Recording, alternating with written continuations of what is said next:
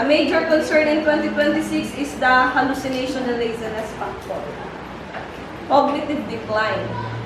Critics argue that the over-reliance on AI for essays and problem solving is worsening the Philippines' existing reading comprehension crisis.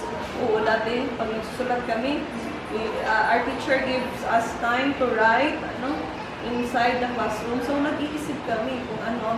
But now, yung mga student, pag pinagawa mo, lalo na pag take-home task, gumagamit ng AI, hindi na nag-iisip ng creative ideas.